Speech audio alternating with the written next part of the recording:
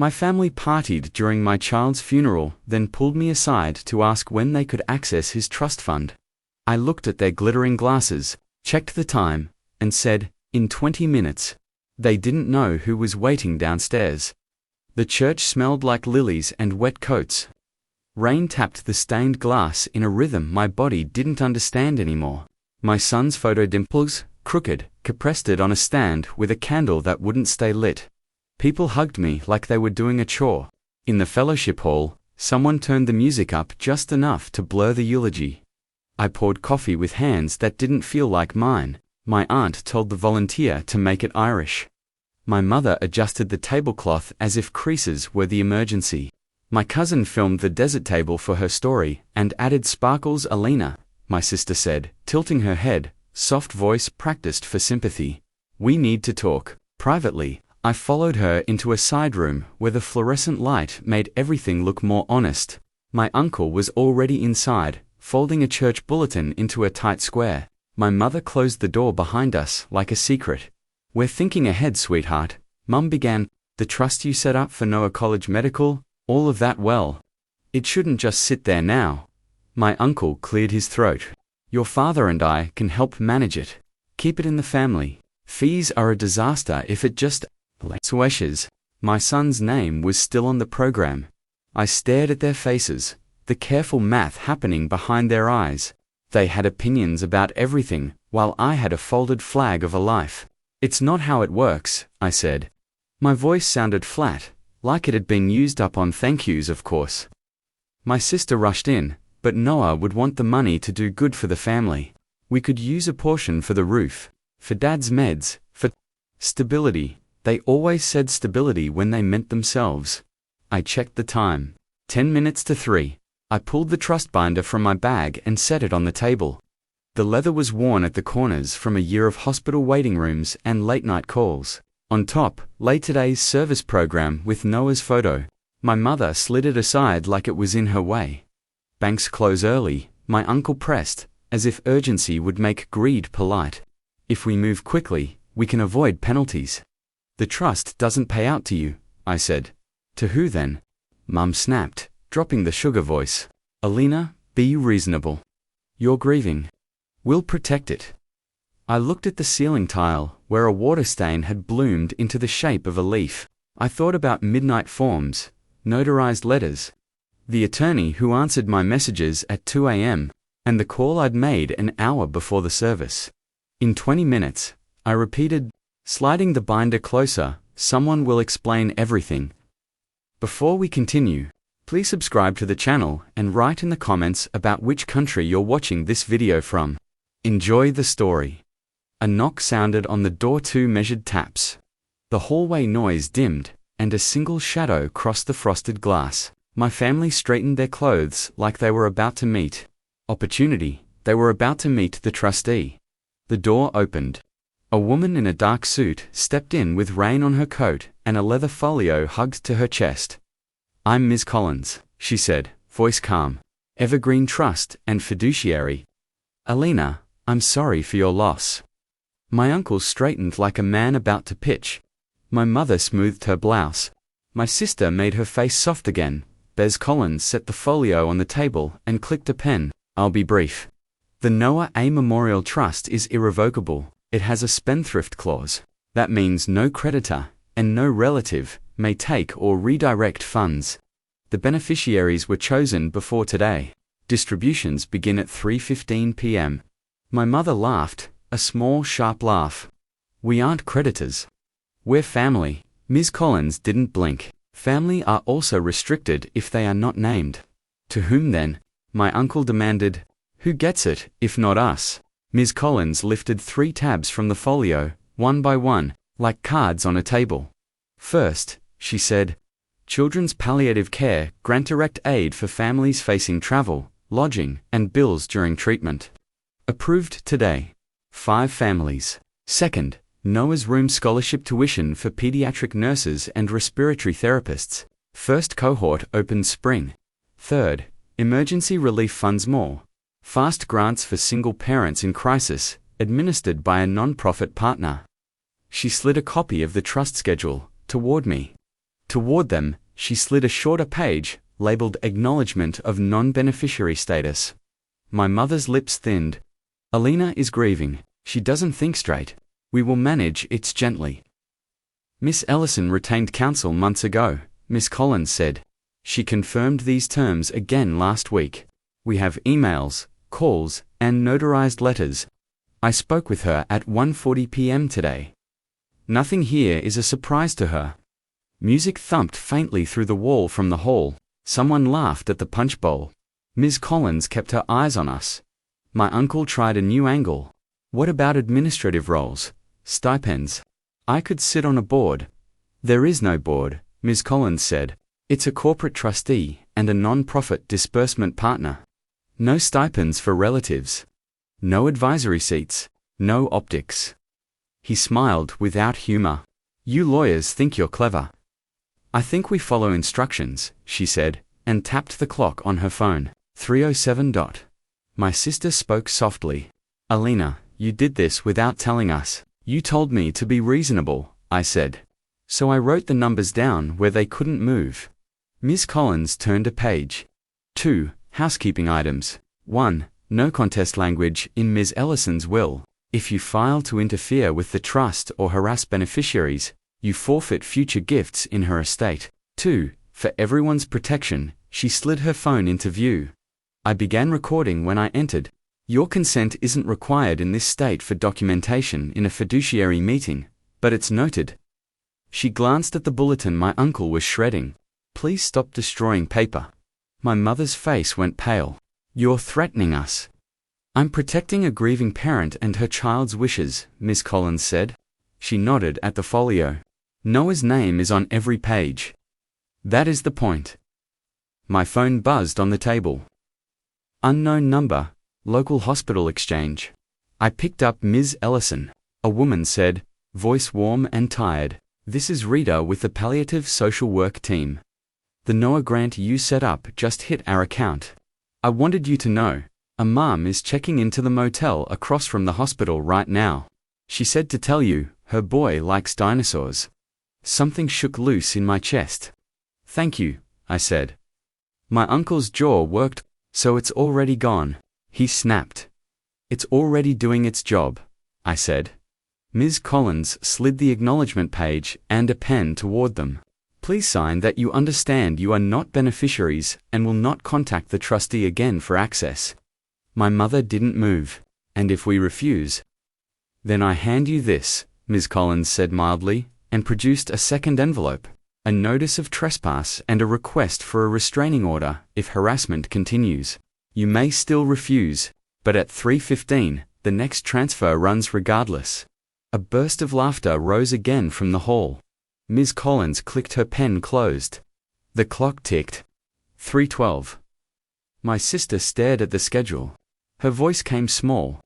What's the fourth tab? Ms. Collins smiled at me, not them. That's for Alina to share if she wants. I put my hand on the binder. In 3 minutes, I said, and not in this room. The room felt smaller. Ms. Collins's phone screen glowed. 3:13. My uncle's thumb left damp marks on the folded bulletin. My sister stared at the fourth tab like it might hatch. We're not doing this in a back room, I said. I closed the binder, stood, and opened the door. Noise from the fellowship hall spilled in music. Clink of cups. The bright wrongness of laughter at a child's funeral. I walked out. Ms. Collins fell in beside me without breaking stride.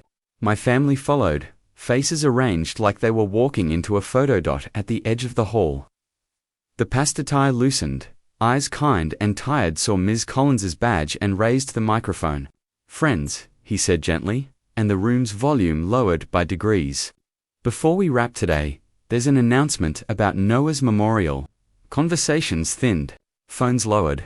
Even the coffee urn seemed to quiet Ms. Collins stepped to the side of the lectern, not in front of it. I didn't take the mic. I didn't want to.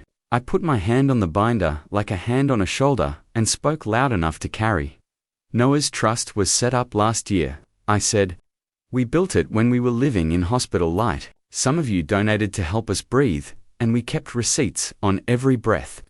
I nodded to Rita, the social worker who had slipped in near the back. Today, the first grants go out to families who are where we were. Ms. Collins glanced at her phone. 3:14. She lifted a finger to me. 1 minute. My mother moved to the end of the snack table, pasted on her good host's smile, and hissed between her teeth. This is spectacle. This is transparency, I said. My uncle leaned in. If there's money for strangers, there's money for family. Ms. Collins tapped her watch. 3:15. Her phone chimed 3 times in a row. She held it where I could see. Transfer 1, Children's Palliative Care, cleared. Transfer 2, Noah's Room Scholarship, cleared. Transfer 3, Emergency Relief Fund, cleared. My phone buzzed, too. A picture from Rita, a motel key on a chipped countertop, a little boy's dinosaur pajamas folded on a bed. Tell her thank you, the caption read. I swallowed, and for the first time all day, something other than grief was in my mouth. The pastor nodded to Ms. Collins. She kept it simple. For those who supported Alina and Noah, your gifts were accounted for, audited by our firm, and redirected exactly as promised. We will publish anonymized impact totals next week. If you have questions, ask me, not Alina. A few people clapped. A few cried. Someone said amen under their breath. My uncle stepped forward, chest out. What about future The market's down. You'll need an advisor. We have one, Ms. Collins said. We can help, my mother added, smile widening like a warning. Family should be involved. Family is protected, Ms. Collins said evenly. From pressure. From solicitation. From retaliation. The trust's language is clear. A woman in scrubs lifted a hand near the coffee. I'm sorry, we've never met, she said, voice careful. I'm a nurse. My sister is on that list. Rita holds. Whoever set this up, thank you. She's been sleeping in her car. The room shifted. Laughter folded itself away. Faces turned from us to each other, softer dot. My sister's eyes shone in a way I hadn't seen since Noah's first birthday. What's the 4th tab? She whispered again. Not for them, now just for me. I closed my fingers on the leather and slid the tab out where only she could see the title stamped in small letters. 4th, Noah's List. Grief and Boundaries. She read the subtitle, lips forming the words. Counseling stipends for immediate family released only upon signed agreement to stop harassment. Attend therapy and respect trustee boundaries. She looked at me as if I'd opened a window. You even made room for us, she said. I made a door, I said. You can walk through it or not. Behind us, my uncle scoffed. Pay us to sit on a couch. Insulting. It doesn't pay you, Ms. Collins said softly. It pays the therapist. It pays the gas to get there. My mother's mouth flattened. We don't need. My phone buzzed again. A new number. Courthouse Exchange. Ms. Collins's glanced down at hers and gave the smallest nod. Our next appointment is here, she murmured. I looked past the coffee urn toward the main doors as they opened. A man in a grey suit with a county seal on his badge stepped in with a folder under his arm. He was not smiling. My family straightened like people trying to look innocent in a mirror. We'll finish this downstairs, I said, closing the binder, and once more on the record. The usher led us down the back stairs to a small church office to chairs, a desk, a cross on the wall. The man with the county badge was already there, shaking rain from his coat. Mr. Hale, Court Services, he said, setting a folder on the desk. I'm here because Ms. Collins requested a documented boundary meeting. My condolences. Ms. Collins set her phone on the desk, recording light on. Timestamp 3:22 p.m. We're formal now. My uncle scoffed. Is this necessary? Yes, Ms. Collins said, because of what you asked Alina at her child's funeral. Mr. Hale slid 3 envelopes across the desk. Cease and desist letters. They cover solicitation, pressure, and harassment regarding the trust. They also include a police case number. If you ignore them, we escalate to a protective order. You are free to not sign. The law does not require your permission to enforce no contact. My mother's hands trembled. We're not criminals. No one said that. Mr. Hale replied evenly. We're drawing a line so Elena can grieve. My sister's voice came small. What's the help for us? Ms. Collins opened the 4th tab and turned it so they could read. Noah's list. Grief and boundaries. Counseling stipends for immediate family. Gas cards for appointments. Available only if you sign this one-page pledge. No more trust demands. No more back-channel calls. No more ambushes at services. You attend therapy. You leave Alina alone about the money. If you slip, it suspends automatically. My uncle pushed his envelope back. Insulting. Your choice, Ms. Collins said. He stood, jaw set. We'll see you in court. Then this will be useful, Mr. Hale said, sliding him a second document. A summary of today's recording, and a witness list. Pastor included. My uncle yanked the door open and left hard enough to make the cross shiver. Silence settled. My sister stared at the pledge, then at me. I'll sign, she said. I need help. I don't want to be this person anymore. She took the pen with shaking fingers and wrote her name like a decision. My mother didn't move. She looked at the ceiling, at the rain line crawling the window, at the empty second chair where a grandson should have been. I wanted to keep something, she whispered. Anything you can keep me, I said. If you stop trying to take what isn't yours. She closed her eyes. When she opened them, they were older and clearer. She signed. The pen left a small ink pool at the dot of her eye. She blotted it with the edge of a tissue like a fragile thing. Ms. Collins slid copies into their envelopes. You'll get counselor lists by email tonight, she said. Rita will confirm the first motel night in 10 minutes. The scholarship announcement posts Monday. Mr. Hale gathered the signed pages. I'll walk you up, he said, and I'll be at the door should anyone forget the line we drew. Back in the fellowship hall, the noise had shifted. Less party, more low talk. The pastor set his hand on my shoulder. Rita waved me over and showed a new photo. A motel bed with a little boy's dinosaur pajamas spread out and a plastic cup of apple juice on the nightstand. He's watching cartoons, her text read. His mum said to tell you thank you for the breathing room. Breathing room. I felt my ribs loosen around the words. My uncle was already gone. My mother stood by the coffee urn, eyes red, envelope clutched like a passport. My sister hovered near Rita, asking where to start. BHS. Collins touched my elbow. We're done for today, she said softly. Everything we needed to move is moving. I walked back to the front of the church. Noah's photo waited, candle guttering. I cupped my hand around the flame and tried again. This time it took. The tiny light steadied and held. I sat in the first pew and let the quiet arrive. Behind me, chairs scraped, doors thumped, rain slowed. My phone buzzed one last time. Transfer for Noah's list family counseling ready. Under it, a second notification from the bank. Audit file uploaded clear. I looked up at the stained glass our town could never afford to replace, and thought about the 20 minutes I'd asked for, about the months that came before them, midnight forms, notarized letters. The day I learned grief can be a gate. You cannot force it open. You can build it, lock it, and choose who walks through. They partied during my child's funeral. Then asked me for his money. I didn't argue. I had already moved the money into motion, turned it into motel keys, scholarship seats, grocery cards, therapy hours, a list with his name that makes room without taking mine. Family asked for access. I gave them a door. Some stepped through. The rest met the line. I blew on my fingers where the match had warmed them. Stood and lifted the binder. When I passed Rita, she squeezed my hand the way nurses do when something hurts and something helps at the same time. Outside, the rain had thinned to a mist. The streetlight made a small, stubborn halo on the pavement.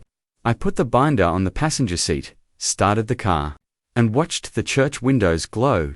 Little did they know. Everything worth taking was already given to the people who needed a hand. Everything worth keeping stayed with me.